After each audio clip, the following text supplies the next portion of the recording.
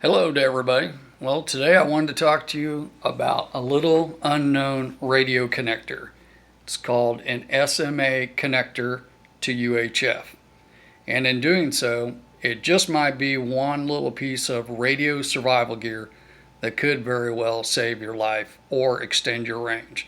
So I'm going to talk to you briefly, and I'm going to do an improvised video off of my phone here real quick.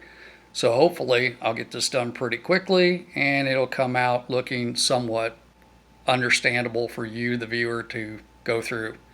All right. So anyway, let me go ahead and take you over here to my radio. Let's take a look at it and you'll get a better idea of what I'm talking about. So here I am. We're looking at my handheld radio. I'm going to unscrew the antenna off the top. Let me bring this back over here. And I'll bring the antenna up so hopefully you can see inside. And you can see down in there, there's an actual hole in the center. That would be where your center conductor is. And then on the outside edges, it's threaded. So try to make sure you get a good clear picture of that. Okay, now that you've seen that, let's take a look at the radio itself. Bring the radio up close to you. And let's bring it in. You can see inside the top of there, there's actually a little pin sticking up in the center that is completely insulated. Like I said, that's part of the radiator of the antenna that's going to put a signal out. And then the outer threaded edge is pretty much your ground or ground plane area. Now, if I state any of this thing wrong, you can go ahead and correct me in the comments or whatever like that. I got no problem. Right now, I'm just trying to go ahead and show people what they might need to be able to extend their range. So let me set the radio back down here real quick. Now, the connector I spoke of is a UHF to SMA. This is what it looks like as far as it goes. And you can buy these in a 2 to 4 pack on Amazon, anywhere from about $6 to $7. The UHF side actually looks like this and has a hole in the center here, which is pretty standard. You ought to be able to see a good picture of this when you're looking online. Now, the SMA side is the very important part. In this case, you're going to see, if you can get a clear picture of it, there are threads on the outside of it.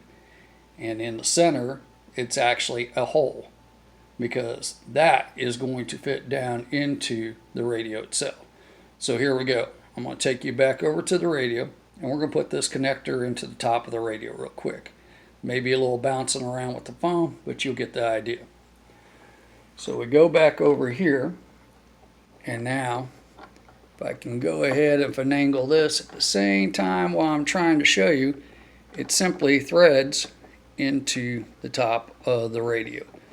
I'm not going to do it all the way so I can save some time, but you can see in the end, it threads all the way down like this.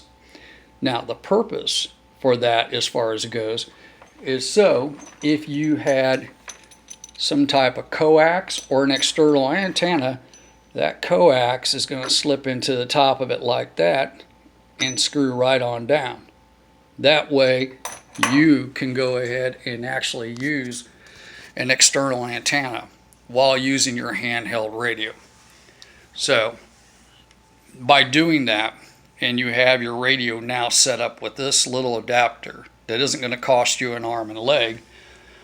Also, should I mention, that same adapter comes with its own flexible coax in a different version. Both can be found on Amazon at a very reasonable price. They are both the same, UHF, SMA female. That's important, SMA female on that side. But what this is going to allow you to do, it's going to allow you to go ahead and take an antenna externally outside of your house, your home, or possibly go ahead and pull an antenna up in a tree to give you an extended range. Now, I went ahead, I'm going to move over here real quick, went ahead and made a dipole antenna for the radio frequency that we're operating on, or one of them. This particular dipole was actually made out of just standard coax that you can buy online, meant for radio communications, not cable TV, but radio communications. In doing so, I went ahead and made this, and I don't know if you can see it very well, but this is the dipole, and I have this one just kind of taped to the wall so you can kind of see the length of it and everything like that. But essentially one end hangs down, one goes up as far as goes, and I'm not going to get too deep into the mechanics of how that dipole works. That's probably going to be another video at another time. But at this point, the main thing I want to get across as I move back over to the table is for you to understand that this little SMA connector can go ahead and turn your radio into a better tool for you. And it doesn't take up much room at all as far as that goes. It'd be a very good consideration to add to your pack or your emergency communications. Now in the real world, what does that really mean by buying this part that I'm suggesting? I'm suggesting you buy this for the reason that it can extend the range of your radio. A 5-watt radio typically has about 2 to 3 miles range. Let's be real about it as far as it goes. With an extended antenna, say pulled up in a tree or something like that, the higher you go, the better your range is going to be. You might be getting 5 to 7 miles out of it. Now you start changing up antennas as far as it goes, and say you had a directional, backpackable, fold up Yagi antenna, you very well could extend that range out to 15 miles. It is possible. It is even more possible when talking from hilltop to hilltop. There are a lot of variations that go into all this type of stuff with communications.